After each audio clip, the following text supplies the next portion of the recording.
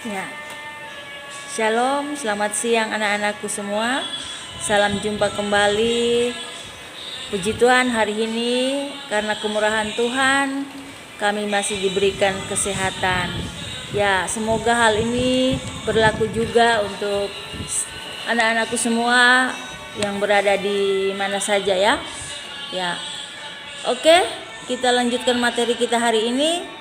Kemarin kita sudah belajar tentang bagaimana konsep desain prototipe. Ya, apa itu prototipe? Ya, semoga masih bisa diingat ya dan dipahami ya apa itu konsep desain dan apa itu prototipe.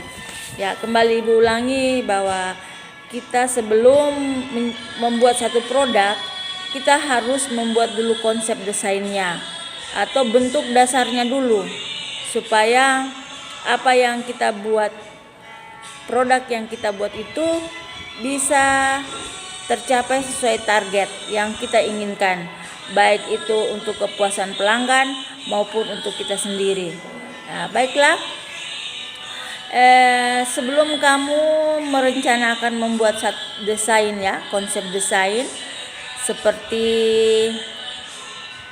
yang menjadi tugas 3, yaitu Ibu lalu minta supaya kamu bisa membuat satu konsep desain.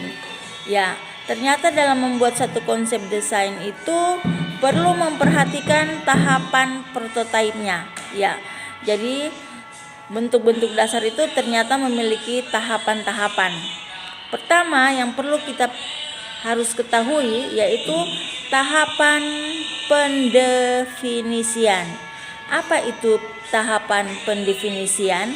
Ya, pendefinisian yang dimaksud di sini adalah untuk membuat satu sketsa ya atau konsep desain satu bentuk dasar dari suatu produk itu, kita harus tahu dulu bagaimana cara atau proses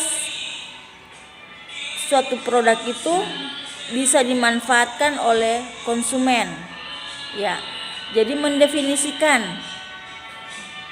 cara pemanfaatannya, prosesnya bagaimana, bahan-bahannya terbuat dari apa, apakah sesuai dengan keamanan yang memang sangat dibutuhkan oleh konsumen atau tidak. Ya, ini tahap awal ya, tahap pendefinisian. Karena dalam membuat satu konsep desain itu harus dihubungkan dengan perancangan. Ya, perancangan di sini termasuk aspek hukum produk dan aspek hukum yang melibatkan keamanan dan perlindungan terhadap konsumen. Ya, jadi memang harus dipertanggungjawabkan ya pada saat pendefinisian. Ya, jadi kita tidak juga asal membuat satu produk. Jadi perlu dikaitkan dengan aspek hukumnya. Apakah produk yang digunakan itu bisa aman untuk kita atau tidak? Ya, itu tahap awal ya, tahap pendefinisian. Kemudian yang kedua adalah tahap working model. Working ini artinya kerja ya. Jadi model kerja. Jadi model kerja suatu produk itu harus harus dibuat dengan tidak sama persis dengan bentuk dasarnya ya. Kenapa demikian? Ya, jadi cukup dipresentasikan fungsi dari produk itu tidak secara keseluruhan. Ya, jadi misalnya ini ya, contoh gambar ini. Ya, ini hampir sama-sama bentuknya ya. Ini Ibu kasih contoh sederhana saja, bentuk gambar mobil. Ini kalau kita perhatikan gambarnya sama ya. Ya. Namun kalau kita lihat ini gambar 1, 2, 3. Ya. Gambar 1 ini adalah bentuk dasarnya. Kemudian gambar 2 ini yang sama dengan bentuk dasarnya. Tetapi gambar 2 ini kemungkinan kita buat atau mendesain bagian-bagian mana saja yang ditampilkan. Namun kita tidak boleh mempresentasikan secara keseluruhan bentuk dasar yang ada. Jadi bagian atau item-item yang mana yang perlu dipresentasikan ya. Jadi tidak secara keseluruhan. Itu working model ya, atau bagaimana sistem kerja dari gambar yang kedua ya. Kemudian prototipe rekayasa ya, masuk ke gambar ketiga ya. Jadi gambar ketiga ini di sini bisa ditampilkan lagi atau ditambahkan lagi bagian-bagian atau fungsi bagian-bagian yang mana memiliki fungsi yang sudah ditambahkan dari produk-produk atau bentuk-bentuk produk dasarnya ya, bentuk dasarnya maksudnya ya. Jadi seperti itu. Jadi di sini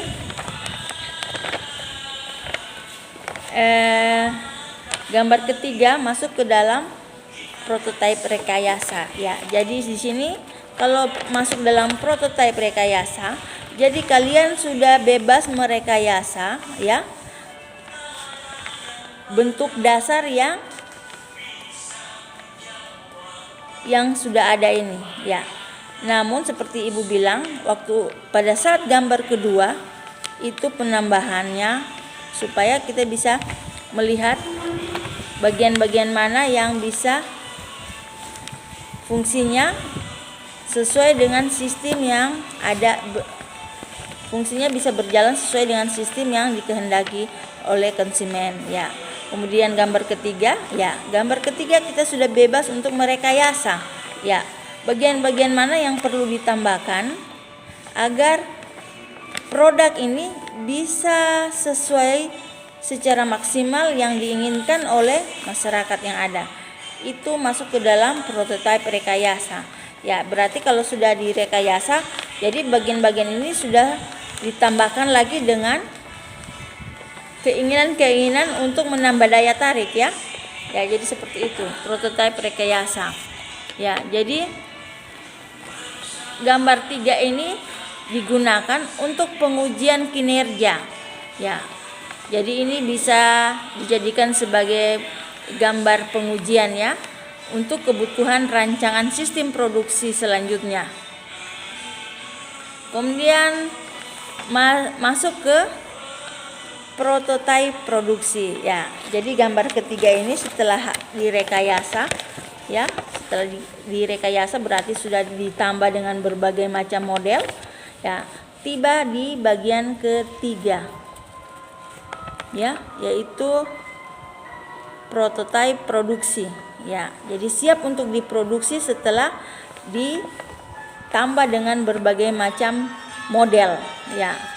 Ya, jadi sudah dirancang sedemikian rupa ya, jadi langsung bisa menghasilkan satu keindahan model ya, dari bentuk dasarnya yang biasa-biasa saja.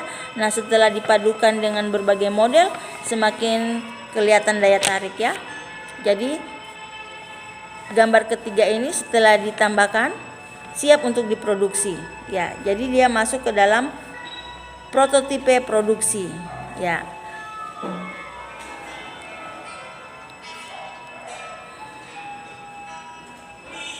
Ya, jadi kalau dia sudah masuk ke dalam prototipe produksi, berarti ini sudah siap untuk menentukan kebutuhan dan metode produksi yang dibangun pada skala sesungguhnya yang dapat menghasilkan data kinerja dan daya tahan produk ya. Selanjutnya masuk ke dalam bagian 5, qualified produksi ya. Setelah dia masuk ke dalam qualified produksi, berarti melihat lagi kualitas dari produksi ya. Jadi pada tahap awal produk ini tidak bisa diproduksi sebanyak mungkin, diproduksi dalam jumlah kecil dulu ya, untuk memastikan apakah produk ini bisa memenuhi standar atau belum ya. Jadi biasanya seperti kalau helm itu ada standar SNI ya, apakah sesuai dengan standar atau belum ya. Jadi seperti itu, dia punya tahap-tahap ya.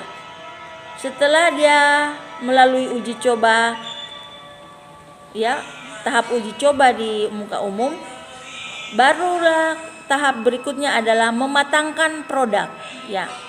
Ya, mematangkan produk ini siap untuk memasuki pasar. Ya, jadi kalau sudah memasuki pasar, sebelum masuk ke dalam produksi massal, memperhatikan keamanan, regulasi, tanggung jawabnya, ketahanan, dan kerusakan. Ya, itu yang perlu diperhatikan. Ya, jadi dari segi kualitas, dari segi pematangan ya, karena kalau masuk dalam pematangan berarti kembali dievaluasi apakah sudah benar-benar sesuai dengan standar yang diinginkan. Kemudian nanti terakhir ke model ya. Jadi masih perlu tambahan-tambahan lagi, rekayasa apa yang perlu ditambahkan, kemudian dikurangi yang mana ya. Jadi setelah betul-betul memang sudah sangat sesuai dengan harapan dari konsumen, barulah masuk ke dalam produksi massal. Berarti siap untuk pemasaran. Ya, demikian singkat penjelasannya Ibu tentang bagaimana kamu memulai tahap tugas 3 ya, membuat konsep desain. Kalau perlu kalian membuat model, konsep, desain 3 gambar ya. Ini contoh saja, tidak harus mobil. Kalian sudah menentukan produk apa yang kalian pilih ya. Semoga nanti bisa kalian buat dan tiba nanti hasil akhir adalah miniatur produk ya. Semoga bisa diperhatikan dan bisa dipahami. Oke, shalom, sampai jumpa esok hari. Tuhan memberkati.